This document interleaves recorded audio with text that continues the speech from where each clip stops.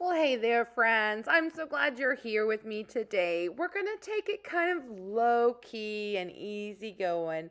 I'm just going to sit and chat with you for a little bit. First, I want to tell you about some projects that I have going on next year. My friend Renee over at Pike Creek Farm has started Amish friendship bread, and she had extra starts and said, "You know what? Would you like to join me on this?" And I said, "Absolutely. We could have a lot of fun." And we also want to invite any of you to join us in on this journey if you would like by commenting in the comments below. Or you know what? You can actually make your very own start and join in along with us day by day too. Renee has a video on how you can make your very first starter. And then basically all you do is you can see every day I've just kind of massaged and squished my bread until I reach day 6. At this point is when you get to feed your starter. So before you were just kind of giving it a daily love tap, and today you're going to feed it. You know, it's kind of like having a, a pet or something, but you want to add a cup each of your flour, your sugar, and your milk. And for fun, I'm going to share a little song from my childhood that kind of helps me remember so I don't have to always look at it. But there was this little song. I like coffee, I like tea, I like the Java Java, it likes me. Coffee and tea, what'll it be? A cup, a cup, a cup. And so that ending always reminds me I need a cup of sugar, a cup of milk, and a cup of flour. Silly, I know. So then all we have to do is just kind of zip up the bag, and we want to make sure that we really, really work this over really good. Maybe not quite as aggressive as I get with it because you don't want your bag to explode. Or you can absolutely just do this in a bowl and put a light cover over it. You want to it's not quite like sourdough, but you want it to naturally have the yeasts in it. The original starter does have a little yeast, and that's what's kind of different about sourdough. It does kind of get a little jump start from your typical store-bought yeast. But anyway, once I've gotten this to where I feel like the flour and sugar and everything has been incorporated and mixed well, I'm going to give it a quick burp. By the way, you may have to burp during the week. Totally normal if you do, or totally normal if you don't. So now that project is done, I'm going to go ahead and I just thought, rather than you having to look at me while we have our conversation, I would go ahead and just show you a little bit of film where I'm getting ready for game night. So we're just going to have some finger foods and snacky type stuff. So we're just going to snack along together, and we love a meat and cheese tray and pickled things and stuff like that. And of course, sweet treats, whatever have you. But I just thought that might be a little more fun for you than to just look at me talking directly to you.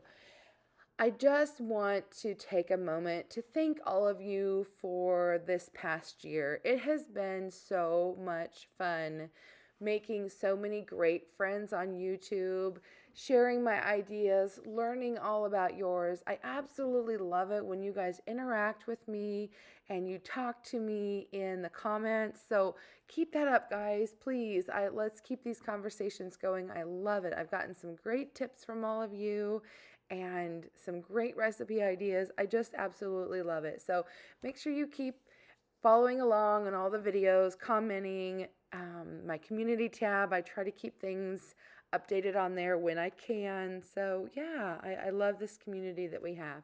And speaking of community, one of the favorite things that I love to do is be a part of a collaboration. And I've been in several this year, and I've hosted some pretty fun ones too.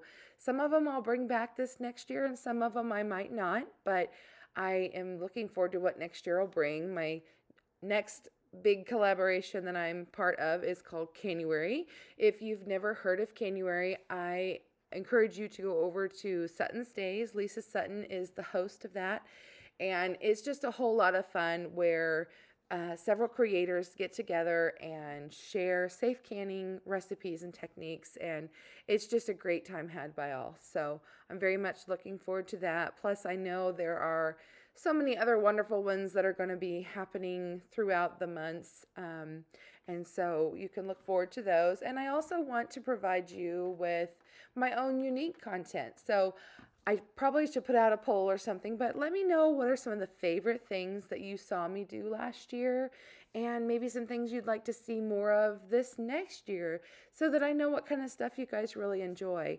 I've done a lot of cooking and in the kitchen type of stuff, and I haven't shown my animals a whole lot this year. So if you're new to my channel and you don't know, I actually have several different types of birds, and then I also have milking cows and goats.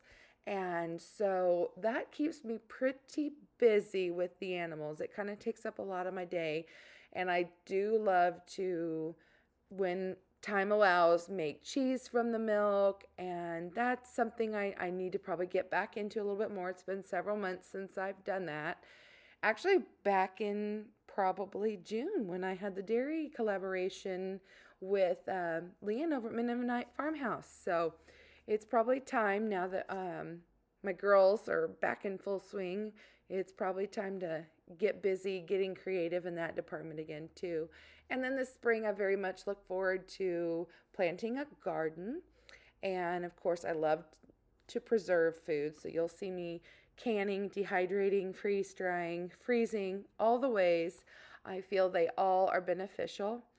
But I am in a new phase of my life right now. Very much a very happy phase. You know, becoming grandma is pretty awesome. But my babies aren't babies anymore. So they're not at home like they used to be. And I don't need to cook and preserve and store like I used to. So I'm going to look at things a little bit differently this year. And I need to start thinking about, how much husband and I will actually go through in a year, because I do have a nice amount stored up, and so I will be better about maybe planning. Meal planning is really hard for me, so I'm going to really try to work on that this year. And maybe those of you who are good at that can share some great tips and ideas with me, because I would absolutely love that. I want to get a little more organized about things, so I actually know what's on the shelf. And that kind of brings me into another collaboration that I'm hoping to participate in. And by the way, it's an open collaboration, so all of you can do this one too. It is the Three Rivers Pantry Challenge. It is put on by Jessica over at Three Rivers Homestead. She's been doing this several years now, where you take all the items that you worked so hard these past several months for, and you preserve them, but now we need to use them, so you don't want to just let meat set in the freezer for months and years on end. We want to use it, right? Because next year we're going to do this all over again. So it also really kind of helps, because typically at the first of the year, everyone is, trying to, tighten up that budget a little bit. So I hope that you guys come back and have a great year with me next year. I'm very much looking forward to it. But now it's time to go play some games with the family. It's on 8, I think.